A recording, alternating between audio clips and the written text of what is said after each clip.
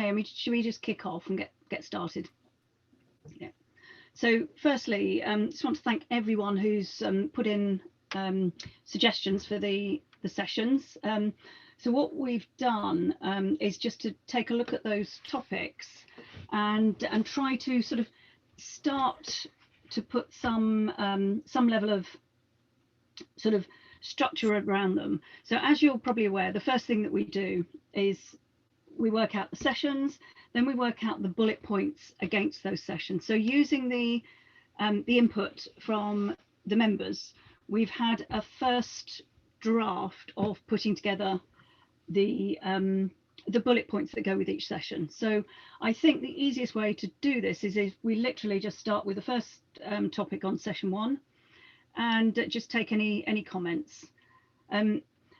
What I would like to suggest is that because we have so many people on the call, that it might be worthwhile if you actually want to say something, if you just put your name into the chat box, then we can make sure that everyone is sort of gets an opportunity to speak. Okay. Just also to make clear that these bullet points are made from the suggestions that have been submitted by you guys on the week's calls that we've had, and I had shared that as well. If you haven't got that, I'll resend it after this meeting. Can everybody see the agenda? Does that better? Yeah, can see it. Perfect. Okay, so Maria, should we start on stream 1? Yep, so I see Matt's joined now, so I'll hand over to you and Matt. So Matt, just quickly, yeah, so we've asked people to put their names into the chat box if they want to add a comment. Okay, over to you guys. Cool, thanks. Sorry for being late, everyone. It's one of those weeks, months, years. Okay, so I think the critical thing is what we've done, as I think everyone said, we tried to amalgamate everyone's comments. What the plan is if we can go through these in rapid fire just to see what people think. I think it's very much started for 10, and I'm hoping that we have reflected everyone's comments, and we've got a spreadsheet behind the scenes tracking all this to make sure we're trying to do this in a transparent and effective way to ensure that the industry is heard. So when we go into this, I think we're kicking off. I'll go for stream 1 first. Buy-side panel. So essentially looking at this in terms of managing risk, work from home environment. So we cover off the market abuse angle in that, which I know regulators are talking about. You've got the recruitment, onboarding of staff, and also the management of how that's evolving. I think there's a couple of extra points that we've evolved since then in terms of that document. It's also then how do you manage staff remotely, and that HR element, which is the follow-up from the webinar that's going out on Fix Next Gen, which I think is going to be really useful and interesting, and I think there's a strong demand for this. Bit of IT the cloud systems, the upskilling of IT. How do we actually make things work? Why can't I get my desk phone working at home type thing with my recorded line? And the building of relationships in a virtual environment. So how do we actually unlock this?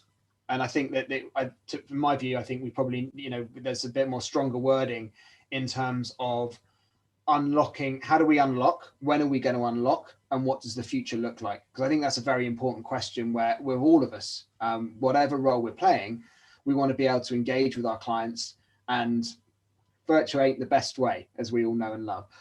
Or hate. So that's that one. So I'll pause there and just to sort of see if there's any comments or thoughts.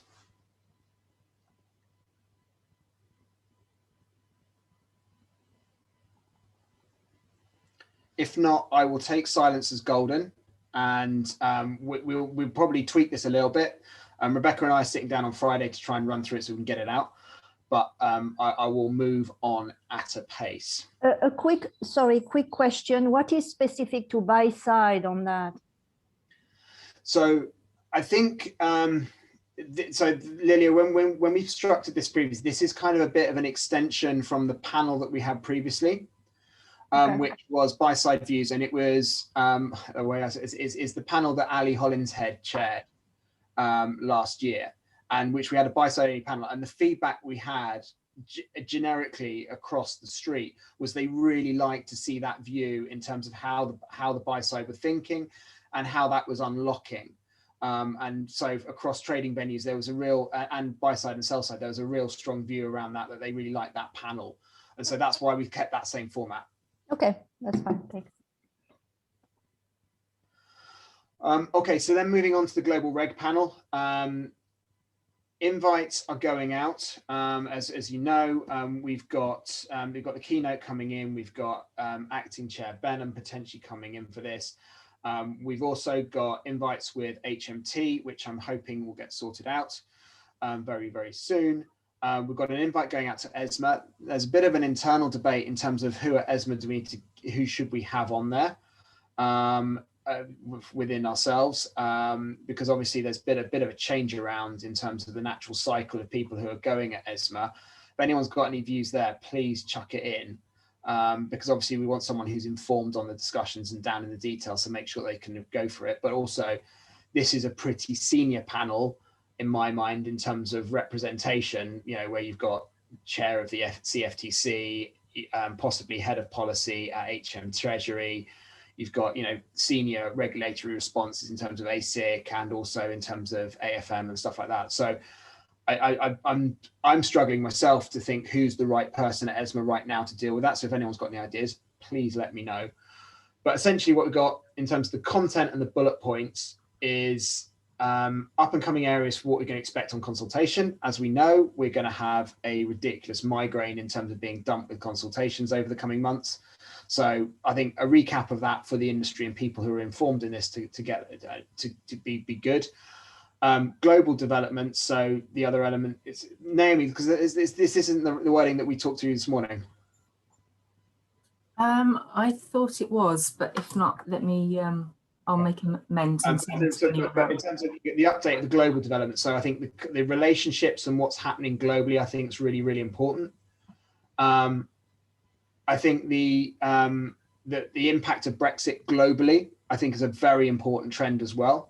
So just, you know, maybe just looking at it from a DTO perspective, the migration to CEF, what's happening there. And I think that's a way to potentially be able to deal with the Brexit politics and make sure that no one who's on the panel is sort of exposed politically, hopefully trying to balance to have an effective debate. And then the other question, which I think is quite relevant from an audience perspective, which we did add in, and you're quite right, Rami, this is where we got to, is EU and the UK working together on a common goal. And from my perspective, the way that we thought, Rebecca and I, in terms of framing this as a panel question, was what are the core goals that the EU are trying to work on in terms of policy, and what are the core goals that the UK are trying to work on? And in a sense, what we probably expect to hear back is that we're wanting investor protection, we're wanting transparency, and we're wanting to make sure we have open, effective markets. Having said that, when we get into detail, the way this is going to be delivered is slightly different. It is, in my mind, where we're potentially going to see the conclusion. But I think that's possibly an important point that the industry needs to hear. So that's why we got that in there. And then the other bit was very much a fixed point, but I think is a brilliant point to finish on in terms of the role of regulators and the growing importance of data quality and data standards, and how the industry is leveraging data and how it should be used in the industry. That is quite a broad topic. I think that also covers off the encapsulation when we're talking around market data and the industry debate around that. And so I think there's a number of areas that could be considered there and sort of included into that, but hopefully dealt in a sympathetic way. I'll pause there again if there's any comments or if anyone's got any objections. Hi, Matthew. That's Rosa Armesto from FESE. So thanks very much for going through the different bullets. I think it makes a lot of sense. So I wouldn't have any comments on the topics to cover. I have a question in terms of speakers. Are any already confirmed? How is this going? And also I have a suggestion for ESMA. So Rosa, that would be, so speakers, the way it's going, so the way that the panel operates is that we have, I don't know if you've seen the event previously, thank you, and welcome to Fezzi to the group. It's great to have you guys on board. What we have is essentially Rebecca and myself chair the panel, and then we've got where we're going to have as speakers is we've got a lead policymaker at ASIC, the Australian regulator, Philippe Guillot from the AMF, generally as a stalwart attendee. HMT, I'm hoping it will be Richard Knox. And we've got acting chair Benham from the CFTC and Tillman Luda from the EC, who I know needs no introduction. Esma, who's your idea? I agree with what you said, that now there are lots of changes in and out.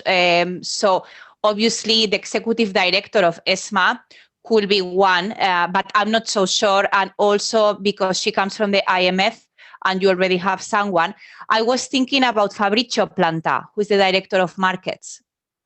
I think Fabrizio would be great. And it's someone who actually we haven't had in previously. So previous years we've had Verena. And Charlotte engages quite a lot as well. And I think we want to have Charlotte engaged in other discussions as well. So I think that would be a really good idea. I don't have that much engagement with Fabrizio. Would you be able to help and introduce Fabrizio and have a chat to him about that? That'd be really good. We can do the formal stuff because I'm sure, as you know, Rosa, there's tons of admin work in terms of getting the invites done. So Naomi's really up to speed on that and working with David's assistant in terms of getting that sorted. But if you could help there, that would be really, really brilliant. Yeah, I will be happy to help you. Yeah, sure. So let's discuss them bilaterally, and I can try to get him on board for this panel. No problem. Thank you very much. Also, I know we're going to cover it off at the end, but just to let you know, Rosa, that other panels, if you have any other suggestions, just to email them to me. I know Silvano has his hand up, Matt. Just about to go there, Silvano. Sorry, I feel like a headmaster. Yeah, sure. Well, you are the headmaster. Quick question. Global. Is the EU and UK bullet point, is it the best place for it, or shouldn't it be the opening statement in the post-Brexit of operational challenge? So I think the critical part, so the post-Brexit operational challenge, I think is a bit more focused. This is where we've got the policymakers on the panel.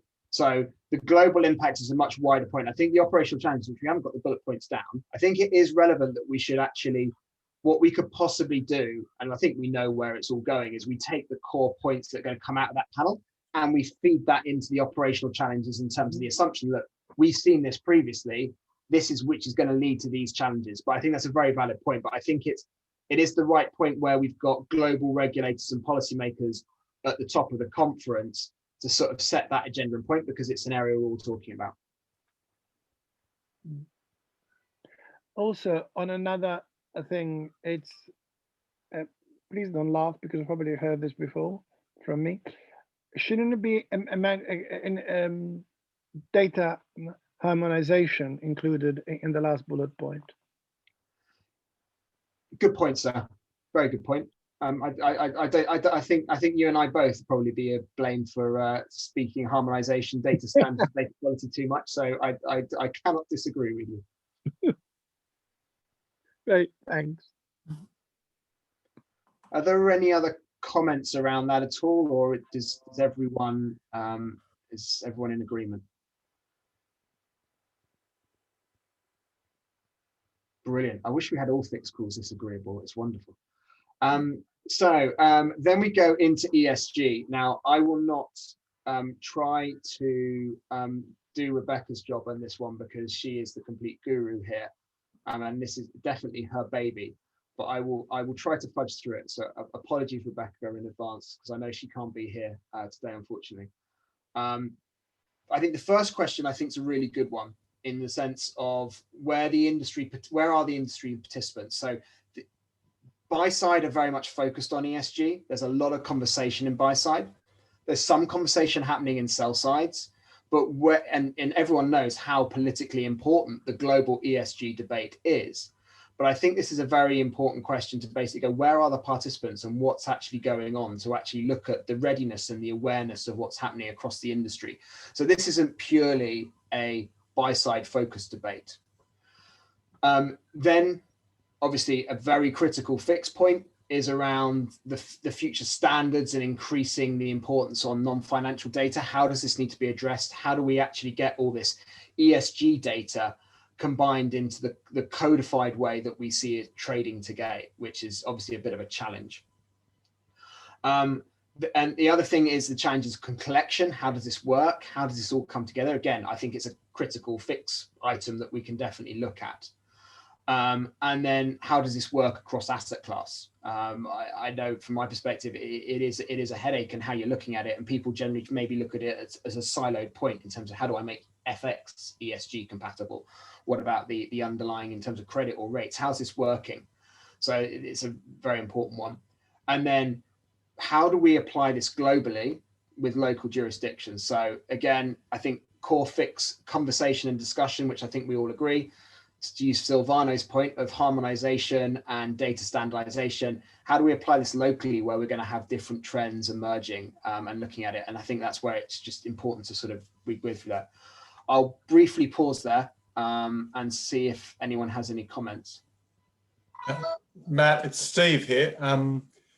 I thought one of the things that we were going to try and cover in this is that there are some regional differences, and I thought this was a bit more sort of trading related. So if you take minority and veteran counterparties, which are typically part of sort of US investment mandates, you don't see that so much outside of the US. And I thought part of this was trying to capture that trend potentially, not just the counterparties that you deal with and their ESG credentials, but even the platforms that you trade on as well and the venues that you trade on their ESG credentials. And I thought that's part of what this was kind of aimed at, and the impact that FIX can have on those counterparties kind of leveling up with the incumbents, if you will.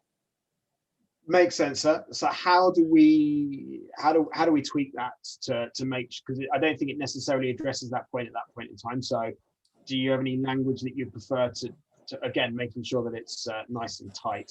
I just talk about sort of regional differences. So US versus rest of the world. Mm-hmm. And, investment mandates, or how the mandates, the regional mandates are affecting the operational approaches to trading? Correct. You can say that the US is ahead on sort of the way that investment mandates are constructed from an ESG perspective in some regards. Sorry,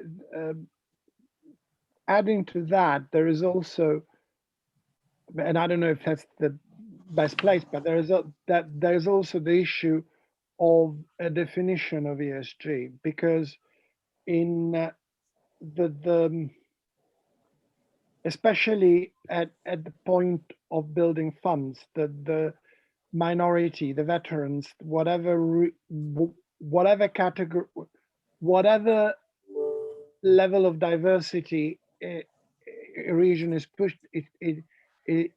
pushing, doesn't necessarily make that fund ethical. Mm-hmm. And there is that's a conversation that must be had. Is that, you can have a company funded by veterans that is polluting. Yeah. Okay. No, we definitely take that away. So we'll take that away and we'll come back and try to add into that, and we'll kind of finalize and type that text down. Is there any other feedback at all? Cool. Okay. So then we go on to the fintech one. I'll be controversial here. I think the bullets we've created here at the moment, I think will get boring and sort of stymied. And I think we need to make this panel a bit more engaging. So from my perspective, I think we need to, the title we kind of put to this is where is the innovation? And I think we need to have that challenge out there around technology and what's actually really happening. So first question is, are we actually innovating in fintech as a marketplace at the moment? Is there innovation happening? And then alongside that, I'll go, are there elements where fintech is not innovating because there's issues? are we having to deal with way too much market structural change at this point in time? And this is, you know, the investments having to go into this, and we can't actually innovate and change and do things. Is there regulation that's holding back innovation and change? But I think that's the area where we probably need to be a bit more challenging. We definitely need to be technologically focused and looking at how that innovation grows. But that's just my sort of starter. I'll put that out there in terms of, I think we need to, you know, really change these quite a lot, and not really look at the build versus buy thing, because let's face it, we've all had that argument for years and discussions, and I don't think the content's really going to change and evolve. So I think what we need to do is sort of move a bit further forward, but open to you guys.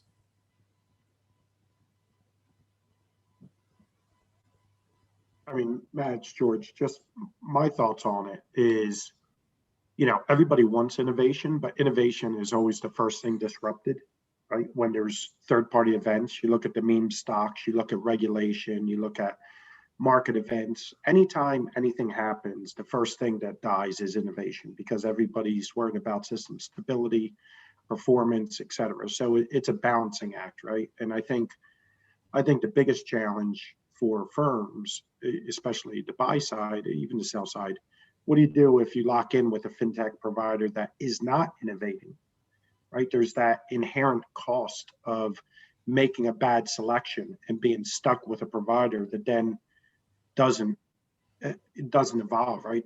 Doesn't innovate. What do you do? What are your options? How do you get off of it? So, you know, I think they're more the points we should look at. Everybody would love to be an innovator. You know, we'd love to offer additional services, make things more heat map, less clicks, you know, but the reality is there's, you know, everything else gets in the way.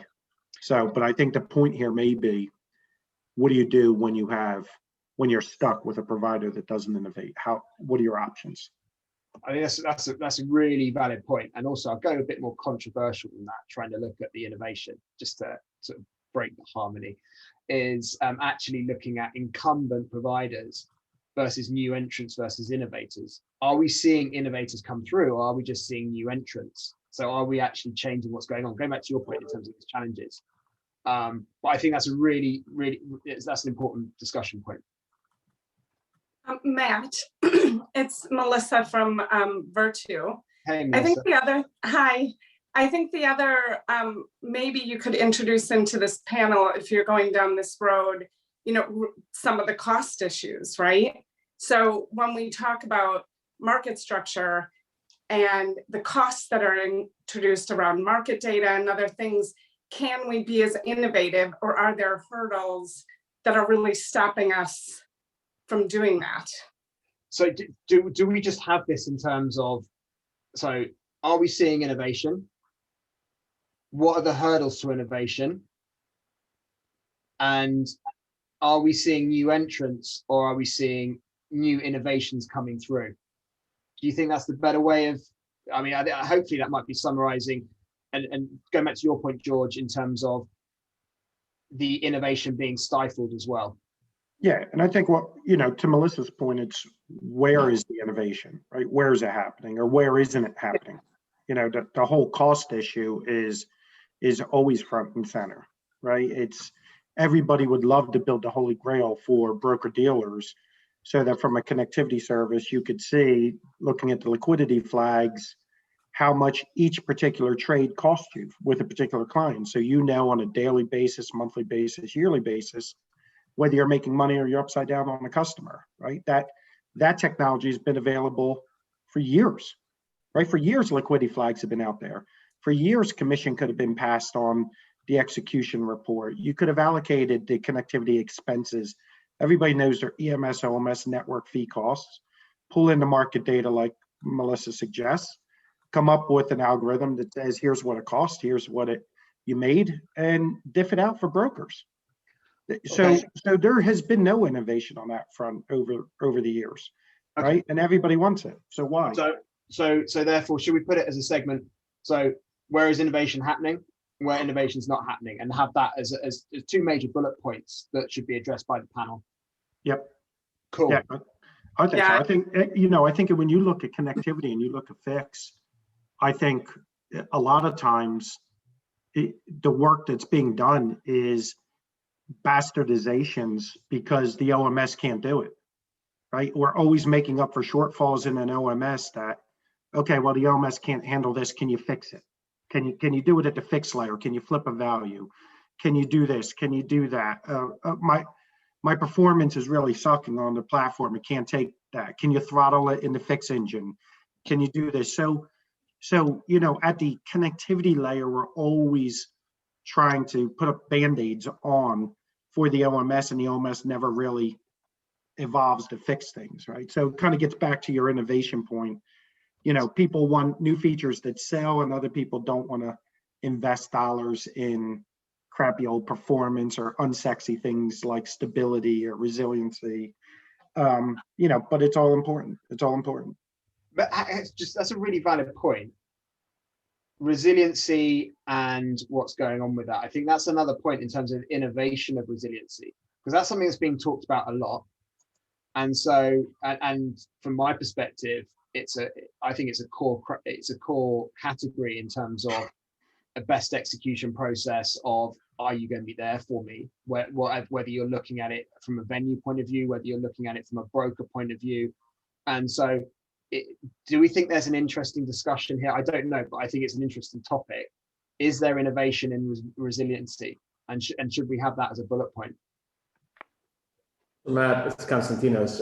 I think very interesting topic, but I think it might be worth asking as part of this, why is there less innovation in financial services, let's say technology, compared to any other sector that we deal with in our lives every day, right? And I think if you start chasing that question, you're gonna get some interesting answers. And it's probably a combination of regulation, data costs, as Melissa said, and I would also say, you know, connectivity to incumbent and sometimes closed-in systems, right? So the financial services ecosystem on the technology side is very complex. So you can't build something that works in isolation. So you have to connect to others. Are others open? And is it affordable to connect to others? So I think once you start asking those questions, I think you're gonna get some really good answers on, you know, where's innovation or where isn't there enough in financial services. So should we, just to cover that point, Connie, because I'm just trying to think through it, totally agree where you're coming from, but should we have a major bullet point of just barriers to innovation? Yeah. And then that just covers all those points. Yeah, I agree. Okay, cool.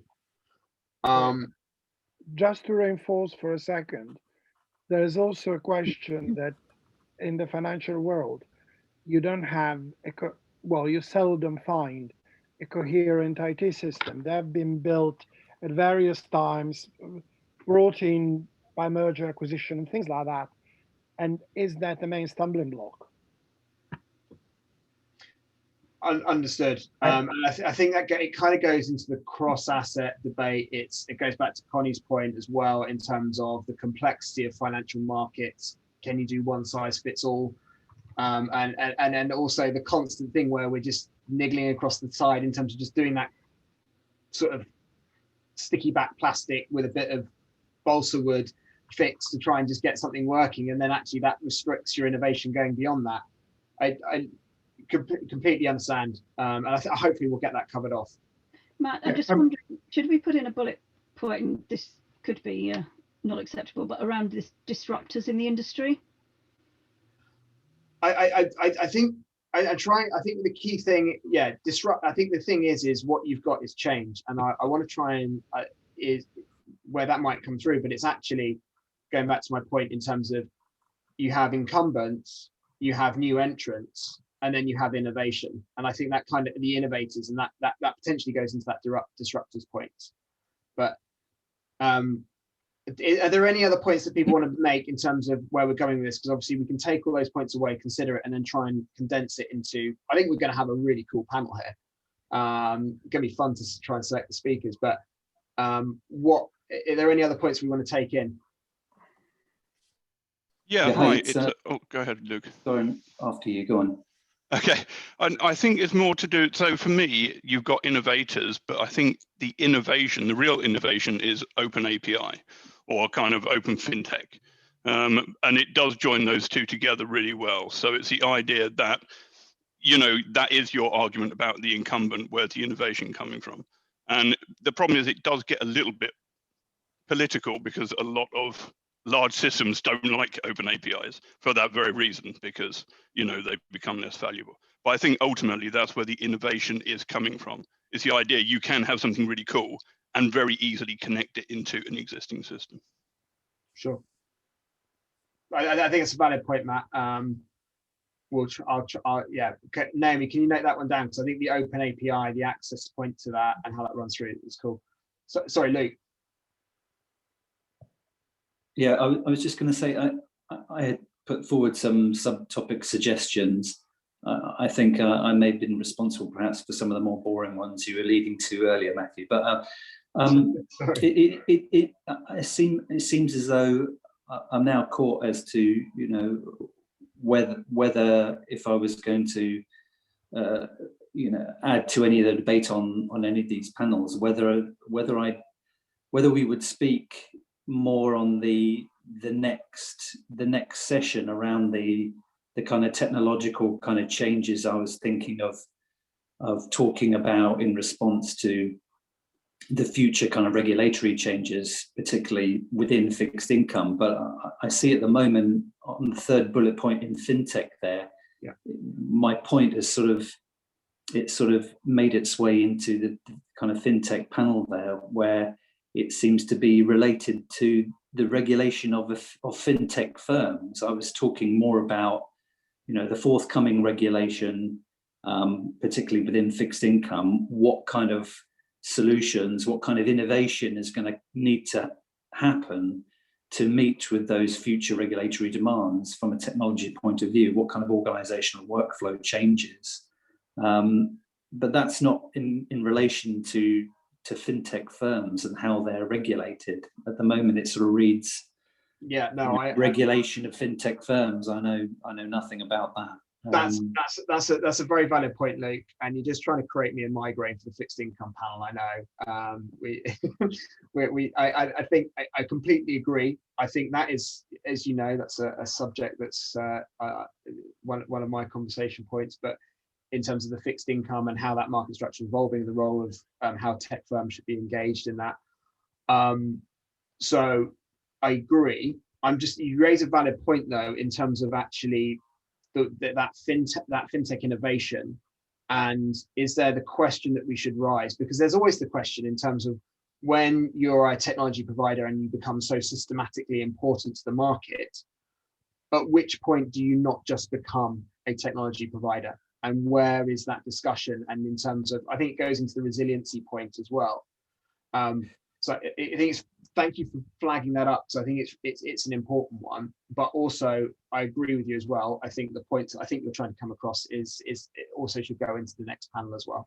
Yeah, and I think, you know, connectivity as a service is something that we should expect to see more in the coming years within the fixed income space, where there is such a lot of fragmentation and different trading protocols. So my thoughts around how, you know, FIX can play an important role in that kind of harmonization, and those are the sort of technology trends, the regulatory themes. Those are the kind of things I was looking to speak to, but I wonder whether they fit more within the sort of the next session rather than this fintech one per se. I think they put there is a point there from my point of view in terms of the way that fixed income panel would evolve. I think that's definitely a sub point that would go into that from my perspective. There's also the other element from that innovation and what's happening there. Let's take that away. I totally see your view and where you're trying to achieve there. So let me see how I can try and shape that, and we can see what's going on. Are there any other comments at all? I'm just conscious of time, so I want to blast through it if possible. I don't want to slow people down in terms of not putting any input into this, obviously, as well. So are we closed out on the fintech one then? Are we? That's where I'm trying to get to, George, unless you have any final points. No, I mean, I can see Luke's point that, you know, connectivity probably as a service probably fits in there. Again, the Band-Aid to try to appease all the problems with downstream platforms. Maybe it's it ties into the data evolution, right? Because the fixed layer sees everything. So naturally it's a good golden source for data to pull all types of other things into. But, the whole topic of innovation, again, always comes down to money, right? It comes down to money, and that's why the industry is not innovating, right? That's why there's so many different symbologies, because everybody wants to get paid for their own. That's why there's so many types of market data, because everybody wants to get paid for their own. Platforms don't change networks because they pay them. Like, it's just everybody's in it for the money, right? Brokers don't disclose commissions because they don't want the buy side to question it, because they're greedy, and buy sides do the same thing. So, I think the fear of losing money is causing an overcomplicated market, which is stymieing innovation. I think that's a great way to frame it to get a debate. I think I'll try and put my peacemaker hat on with this to make sure that it's do it the right way. But I think we need to, obviously we are all here as commercial enterprises to make money. It's making money in the right way, and I think to ensure that we're promoting and growing financial markets in the right sense. But I totally understand where you're trying to come from. Let's take this away and try and shape it. Unless there's any other new comments that want to come through, I will move on. Cool. Okay. Fixed income and causing fragmentation. And I just noticed, I haven't read Mr. Bullen's comment, but I saw something flag up.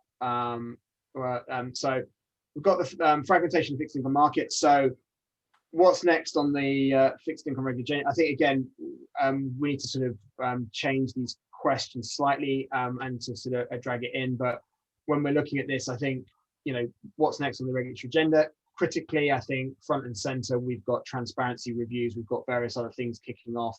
When we're looking at it from a UK perspective and EU perspective, Trace is also under review, and there's a lot of stuff coming out of the SEC, which I think is a critical debate, and particularly around what's happening in terms of liquidity in the fixed income markets and how people can access that. Are there new protocols? Are there new regimes? Are there things that we can put in place to actually develop liquidity further? I think that there's a lot of ideas being thrown at us from regulators, but then the question is it actually going to make a dynamic change? So I think that's the point we're trying to look from there. I think trading technologies evolution. I think this has been a well-tread area that we've done over the last couple of years. I think we need to, the debate is obviously continuing. I think the important point is actually ESMA's obviously concerted around the role of technology providers and how that might overlap into trading venues and how it comes. There are obviously differing viewpoints when we're covering this, so we need to make sure that those viewpoints are respected and reflected back as a fulsome debate. But also I think, the UK is obviously looking at this question as well. So we might have two different points here when we're assessing this. You never know, we might have a response from the EC and the EU and ESMA around what their thoughts are on this by the time we have the conference. But then also we might have the questions coming from the FCA as well. So I think that should definitely be on there, and I think hopefully everyone would agree with us there. And then I personally think let's drag ourselves out of the micro structure and let's really go into looking at the ongoing execution, because we've gone into the detail, we've looked at the various core points and discussions which are happening, but then I think we drag this back to try and summarize the panel to look at the wholesome debate of actually, right, where do we need fixed income markets operating? What's actually happening? What are the outputs which are coming from this? And what are the key challenges which are facing us? And do we have fragmentation? Is it the right thing to have fragmentation? And in my mind, there's a different definition of fragmentation of fixed income markets as we see with equities, because the markets are structured in different ways. It's a bilateral pricing principle given in terms of what's going on, even though it might be done on a multilateral venue. And so what are we seeing around that? I will pause there because I know there will be Connie, David, a number of other people who will have input on this. So I just open up to the floor.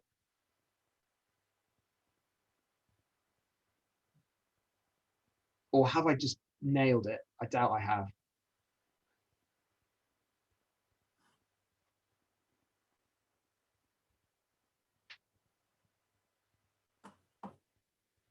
It seems so.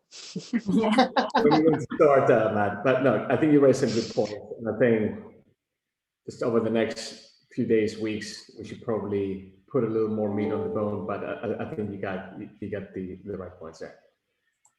Wow, consensus. Okay, cool. I was having a bad day today, but you know, that's just to blow my mind. Cool. So then we'll move on to the next bum fight panel of equity market structure, and go through the continuing debate that we've got. I've noticed we've still got this on the close, which we need to change that. I'm not going to get caught out by that one again. But we've got equity market structure. So we need, I suppose, how do we cover this off? My challenge to you guys, because I think we all know the conversation and the questions that need to be asked as a panel. I would really like, as a challenge, how do we get something interesting and different out of this panel? And how do we look at the questions and the debates in a slightly different way to maybe frame it for the panelists? But I will open up to the group, because I don't think I really need to do much in terms of intro here. Matt, would you put tokenization here and IPOs here or in the crypto stream? Tokenization in the crypto stream. IPOs, I think, is something which is an interesting one, because obviously we've had a report from Lord Hill from the UK perspective, and CMU from an EU perspective is still going on.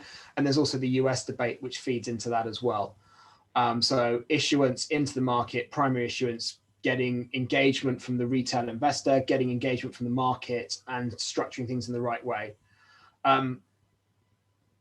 So it's just to answer you, I hope that answers your questions, Silvano. No, the thing is that there is, on top of that, there is a trend on tokenized IPOs.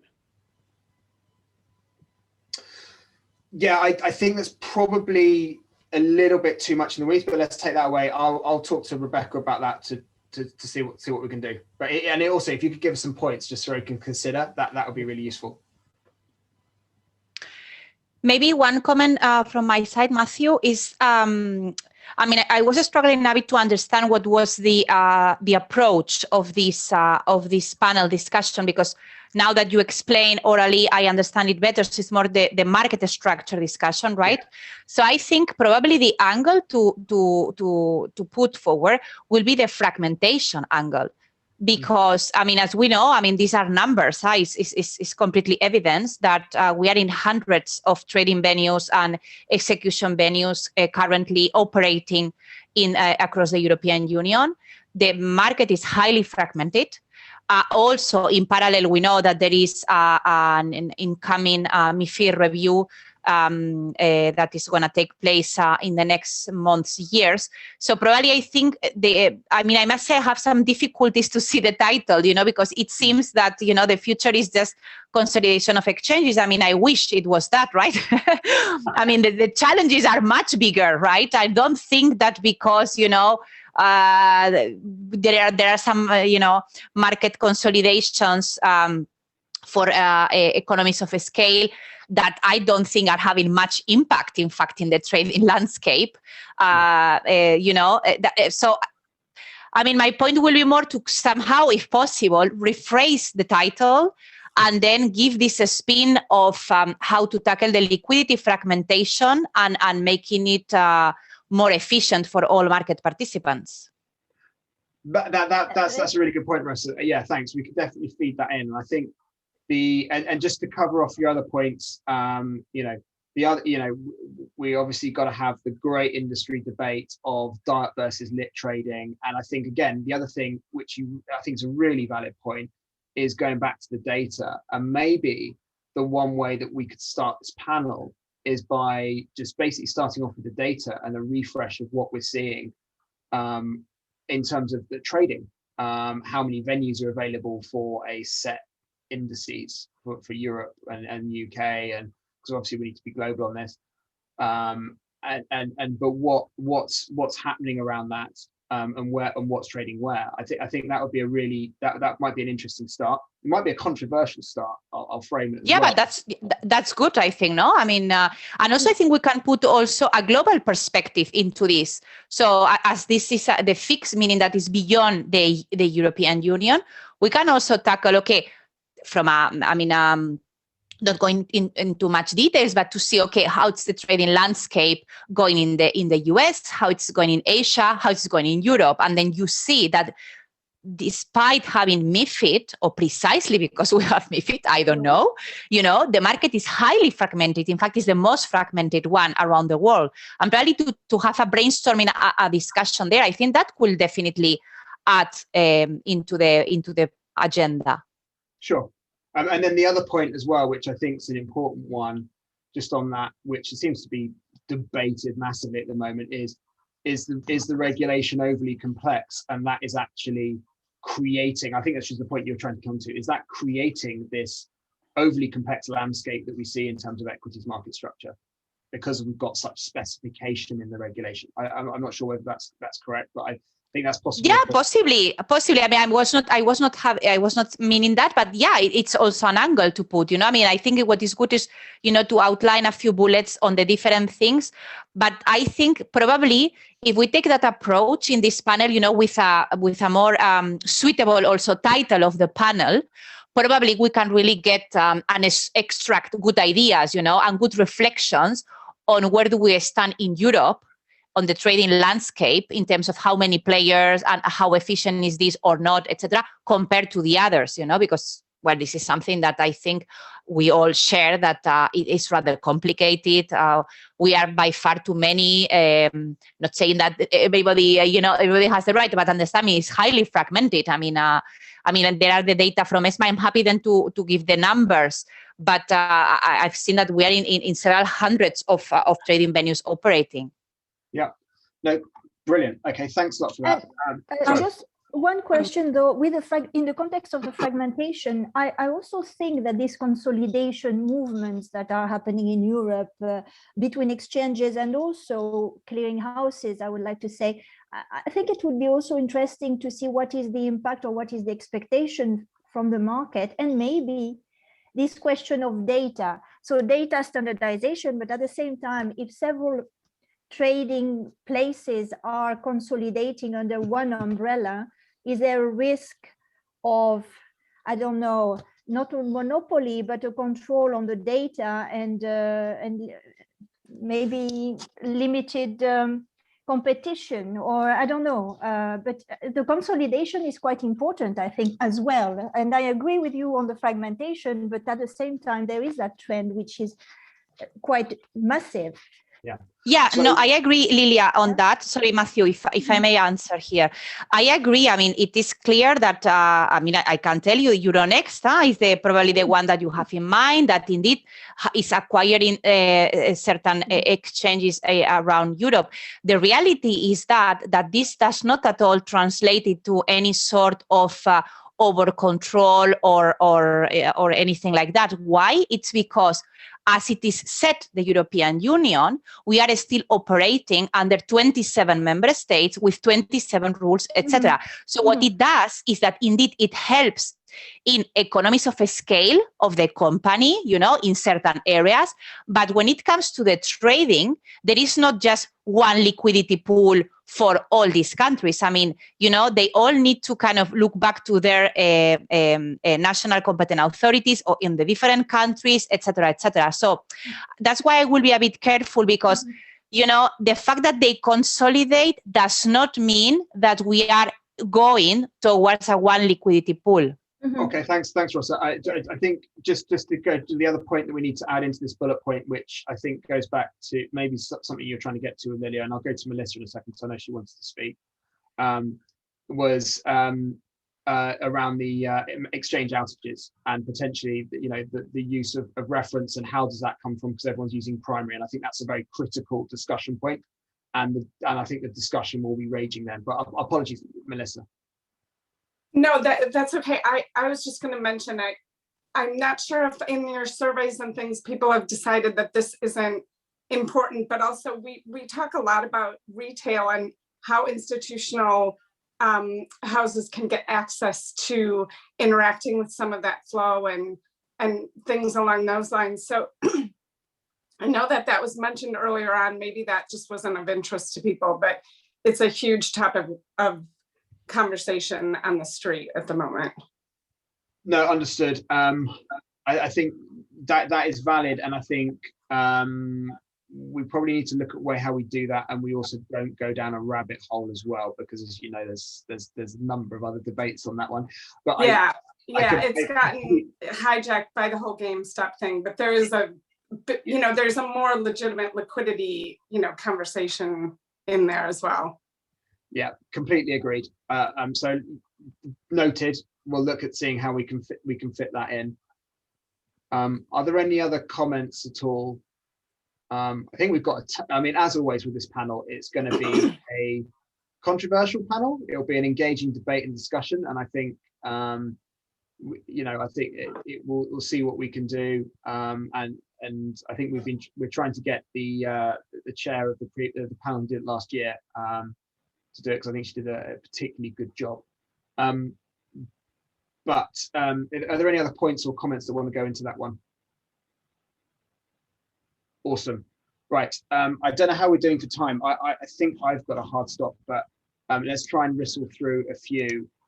So then we go into CSDR. To be honest, those bullet points say it all. I don't know if Silvano's still on, or if there's any comments from other people, because I know CSDR is an important one. Silvano's dropped off. But I don't know if there's any comments there on that one at all.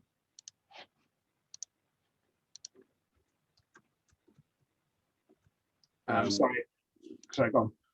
So it's David, Matt. There was some interesting analysis of all the consultation reviews. I presume you saw that. The breadth of opposition to the mandatory buy-ins. Maybe there's something to be referred to there, but I appreciate this is in June, isn't it? So that's the current news. But yeah. But maybe, I mean, to be honest, I totally agree, David. Maybe the fact is still, it might be semi-relevant, and so we should just do a little bit of a recap, and maybe a recap of what's happened thus far. Yeah, and the timing issue, which obviously you've heard about, and apparently the Commission belief that if they make things clear in Q4, it's still feasible to implement by February. Apparently that is their understanding. So we need to keep banging that drum. Don't get me started. Sorry, take the blood pressure tablets, man. I'm having to take several at the moment, and that's not because of CSDR. Okay, cool. So any other comments at all, or should we move on to crypto and digital assets? Okay, so I think I think what we've got here, in my mind, we've kind of summarized it quite nicely in terms of the bullet points. We've also had I think the evolution of this panel in terms of what's going on. I think the critical part is the institutionalize the growth of crypto ETPs and ETFs and how it's evolved. And I think, again, the crypto 101 on demand. I think all of us probably say that, sometimes you probably need to learn a little bit more about crypto. So potentially we could put that in the fix booth for people to come through. I think it's a really great idea. I'm just wondering if there's any other comments there. Okay, I'm conscious of time. I'll take a brief poll. I've got a bit of time that we can run over, but I am very conscious of people's time and I don't want to waste it. And but I just see if we can just quickly close this out. Does anyone have any objections at all? I'll take silence as golden. So let's blitz through this. We can do it, guys. I know we can get there. Right. So cross-asset and multi-asset. Do EMSs truly exist in a multi-asset class? I think the other thing on this one, just trying to take that bullet point and go across from what we've been talking about previously in terms of the innovation, is also how do you extracting it as a more wider problem in terms of how do you set yourself up for a multi-asset class or a cross-asset class in execution framework? And maybe as that question to sort of lead it on, I'm slightly concerned that potentially that question is something that's always been talked about and discussed previously. And where's the challenge? Where's the something new there? But I can see Michael's potentially looking to speak. I know you'll probably have something to say there. But I'll pause if anyone's else got any points around that.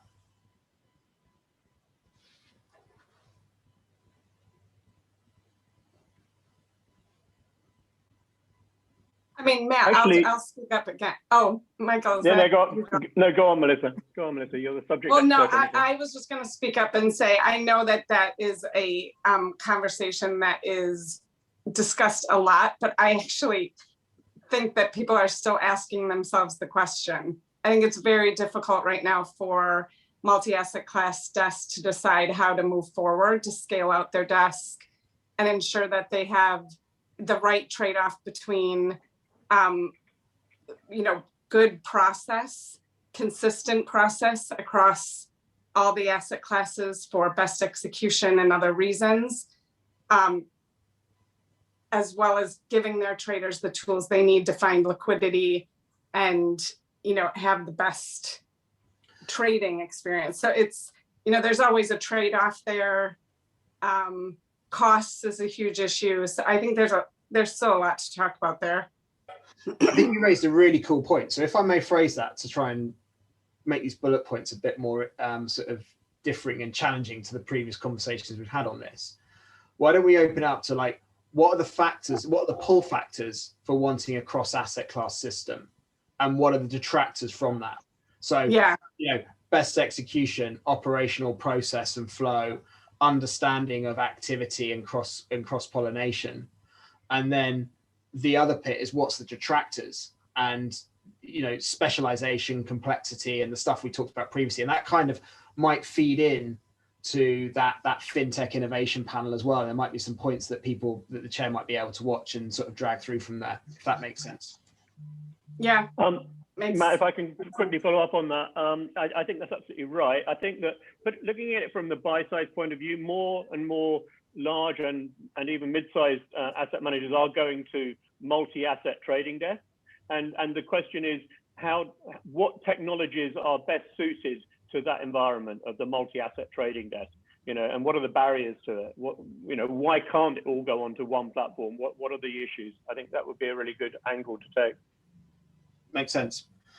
And then the other part where we've sort of done the technology bit, but then I think the next bit is also around the operational. How do I merge a desk? What are the HR challenges to that? How have I operated that? We could potentially add in, just trying to make it a bit more buzzword bingo, but actually, how do you operate a cross-asset desk in the COVID environment? Because you might have been relying on one specialist on one particular area, and they could sort of cross-pollinate when you're in a room together, is to someone to support them to do another trade elsewhere when they're really busy. But how does that actually operate, and how does that feed in? Do you think that is that too, buzzword bingo, or what do people think? I don't have a comment on that last one because I haven't had anyone talk to me about it specifically, but I'm sure it's an issue. Yeah, okay. Makes sense. Okay, we'll take that away and work on that one. So then we've got UK and EU post-Brexit operational challenges. So we've got a blank slate here, guys. So we need some help. Let me flander. We're nearly there. So from when I think we were talking about this, we had the UK versus EU. We were thinking about how things are planning out. What are the operational challenges around this? So we can clearly flag the issues we've got around DTO across both sides of the pond. We can look at the data challenges in terms of how things are flown and how it's actually integrated and worked together. So I think with that, you have the second bullet point of static data, which I know is a point that a number of us love to talk about. Hugely interesting. But I'm gonna leave it to you guys. What do you think? Where do you think we should go here? Mr. Bullen, you're posed. Branch reporting. It's a detailed thing, but it's very relevant for FIX. How do you report branch and parent trading? It's It needs to be talked about and sorted out. Right. So therefore, can I put that as a wider point? And actually, we look at the impact of, so it's not just branch reporting, we also consider affiliates. And apologies here, I put my hand up, I'm being slightly biased, but should we look at this as the international impact of post-trade transparency reporting and Brexit as a point? Brexit, it pre-existed Brexit, but Brexit's made it worse. But there is an international global context to it. Yes, branches, affiliates, and all of the transparency and reporting correctly and accurately. It's not clear how to do that, and there's many ways of doing it. Agreed. Hi, Matt. Julian here. I second what David just said. That's an interesting, important topic. And of course, there is a delta now in the treatment of trade reporting between the EU and the UK. It's one of the sort of 5 or 6 different spots where there's a delta. Perfect. Julian, I know you've been looking at this as well, and you've been way too quiet on this call. So, do you have any other things else you want to chuck in? No, I'm only quiet when I want to be. Right. So we've got trade reporting, we've got DTO, potentially got the STO side of thing, we've got the static data bit, and we've got trade reporting. Are there any other bullets that we need to chuck in here?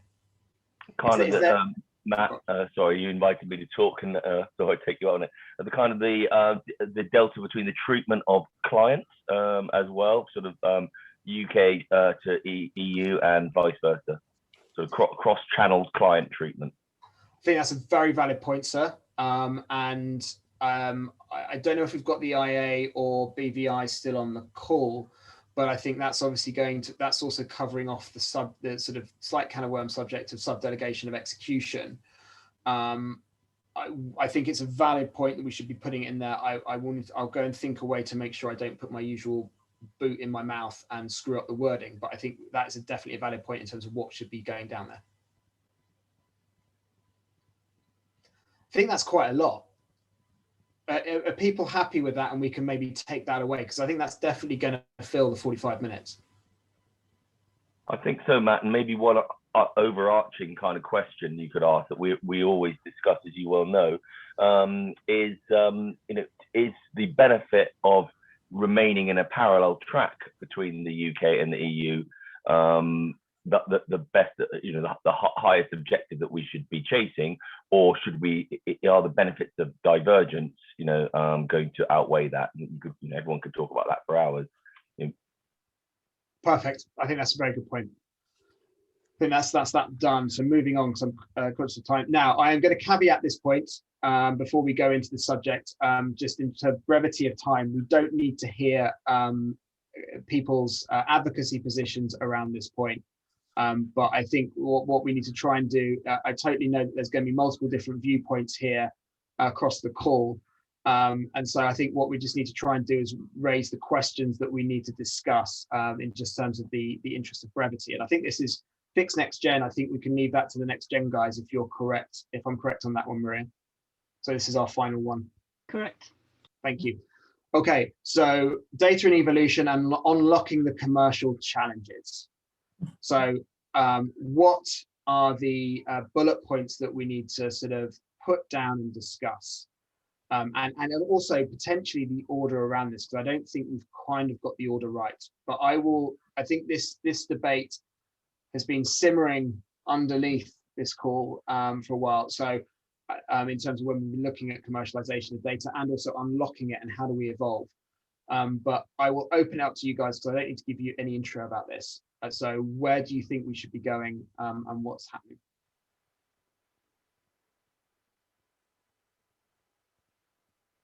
Also, just to caveat, sorry, one bit of intro while people are thinking about what they're going to say, because I'm sure people will speak, is I think we need to make sure we bear in mind this is not just an equities only debate. I think it is important to also consider fixed income as well. Now, I think one way to frame it, or at least to start by dividing the topic, is market data versus a buy-side client's trading data.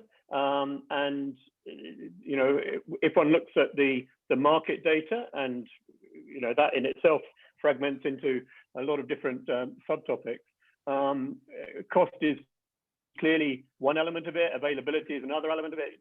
Consumption is another element.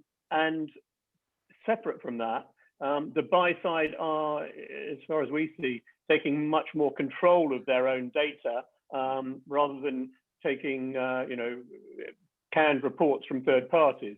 And I think that, in my mind, that's the most interesting piece. What are the buy side doing to get more value out of the data that is available to them if they invest in the infrastructure and the technology to analyze it? Yeah, so maybe what you're saying then, Michael, just trying to condense that into a bullet, is actually we start off is actually defining the data that's the data of this debate in terms of this panel discussion. What are the data elements that need to be talked about, and what's the critical use for them? So actually we're spelling out clearly from people's understanding of what's going on. Yeah, I think that's right. I think that's right. And certainly things like alternative data sources, comes into play, ESG, etc. But I think that, defining, because I think that the definition of data has changed, and I think it would be good to start with that. And again, data is so fundamental to FIX, and FIX is so fundamental to the data. I think it's such a strong topic for a FIX conference. Cool.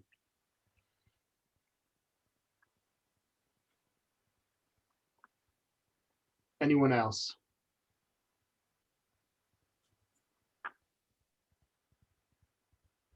Okay, I will put it out there then. So then the other thing is I think as a point is, which is going to feed through from this, is going to be previous in this session is actually where we're going to be, it's going to come up, data is going to come up all the way through this.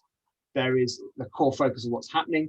I think we probably, there'll be recaps because as we know, market data is subject to a review at the European Commission in terms of competition policy, in terms of what's happening. And obviously the other thing is the importance of data. We're hoping that we've actually got confirmed with thanks to Michael from BBI, where we're going to have the Secretary General of IOSCO speak around the importance of data and where they are thinking from a data perspective, and how and where they think that's important informing financial regulatory policy, which I think is a really, my personal view, I think it's a great subject for FIX in terms of how that's going to evolve. And so I think that then feeds in. And so I think what we should probably do is ensure that there is a bare bones facts in terms of what's happening and a recap of what's going on. I don't want to make it too dry. And let's face it, right? We're going to have the venue versus consumer view on market data that needs to be had as a discussion. I don't think the bullet points need to be really defined there, because I think that's a debate that's been discussed a lot. But do people agree around that sort of framework?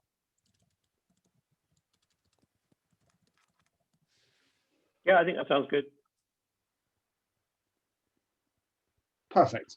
And then the final one is obviously a consolidated tape, I think is going to feed into, and apologies, I missed this bit out in terms of the fixed income and the equities one. Consolidated tape is going to be one that's going to feed through into the fixed income and the equities future, because it's going to be talking about transparency, all those different things. But what is, I think, again, the critical part, I think here, getting my FIX tattoo out, is around the provision of data standards and the adoption of a standard so that we can all be singing from the same hymn sheet in terms of data and way we're submitting it. So I think that's another point that needs to feed in, because we can have the data out there, but if the data's not useful, what's the point? Okay, cool. I think that's right, Matt. Just one very final point on that. It also just again resonates with me that we're seeing in some strange ways a convergence between equities and fixed income in terms of consolidated tape, in terms of fragmentation, in terms of transparency. And yes, they're different, but there are parallels, and maybe drawing some of those parallels. I think that's a very valid point. So yeah, I think we'll see how that can feed in there. With that, I will hopefully I can take a breath and you guys don't have to pick up with me talking to you. I think we've done the job. And so we move on to the delightful discussion of speaker nominations. And I think it's probably pretty clear, as everyone knows, I don't do politics too well, but in terms of the way it's going to work is I think if everyone can submit nominations to who they want to think about who they should be speaking. From my perspective, I think the important thing is obviously, yes, you're going to have people from your own shop who you want to speak and you think are the best people out there. But what I would also urge people to think about is who's the right people in the industry, who's external to that. And from when we're going around selecting this, external submission or recommendations, in my view, will take a sort of a higher priority, because what we want to make sure is that we do have the best content and we can have the best people out there speaking. Also, I think the other thing that leads to is it actually enables new people to come through, and in terms of development, and we have new views and opinions to be heard, which I think is also very important to make sure we have a diverse opinion. So when you're submitting that to the program office, please take that in mind. I totally understand, you might want to put your own shot forward, but also have that wider view as well, and to think about the reasonings in terms of why they're being submitted. And then we will take that away, and we hope that we will do the best for the industry in terms of trying to define that. And also it means that we have a non-commercial approach to it. A quick thing, Matthew, on that point. I was checking the crypto panel, and my first thought was to invite a couple of guys who are at the big crypto exchanges. So the Bitstamp, Kraken, etc., the ones who I know. And I've realized that none of these exchanges are members of FIX. Obviously, there should be prospects to me. I think that would be a good introduction. But at the same time, I don't know if you're comfortable if I suggest that kind of guys. No, look, for me, of course, if you're a FIX member, I think you will generally, I think there's a priority in terms of the voice, because I think it's important. It's about the FIX community. Having said that, if there are people who aren't members, and this goes across all panels from my perspective, as I'm always painfully aware to this point, but this is not pay to speak. You pay to speak, you get the same people up there, and you get the same content. And I think that's why we all engage in this panel, these discussions so much, because I think we get good content. And so if there's people out there who aren't FIX members, and who should be, and I completely agree, and that will lead in another phone call. But the other thing is actually, if they're going to do a bloody good job, we should consider that and maybe put that forward. Okay, all right, thank you. Lilia, can we have a separate conversation about the firms, because then we can pick them up as members? Yes, okay, and I can put that in my suggestions anyway. Yeah, absolutely. Great. If you can send all speaker suggestions through to myself, I will be following up after this call. And I've noticed that a few people have dropped off, probably because of the overrun, but I would like to share the recording of this call in my notes, because I think this really summarises how the agenda's been brought together. Does anybody have any objections to that? Apart from it's me just talking all the bloody time, but yeah. Okay, no, great, thank you. No objections. You've just sworn twice in 5 minutes. Apologies for my language, I'm exceptionally sorry. Okay, so this sort of is going to be the last call, so I'd like to thank you all for bearing with us with this shortened process. I think we've all done a great job to get the agenda to this point. I will circulate an updated agenda. This will probably be Friday by the time that all the comments and things have been brought in, but I will also allow anybody else who has had to drop halfway through a chance to put their thoughts on paper and get them to us whilst we're putting the agenda together. So any other speaker suggestions, if you can send them through, and I'll circulate the recording after this. Okay, well, thank you. Cheers, guys. Thanks very much. Thanks a lot. Take care. Bye. Thank you. Bye.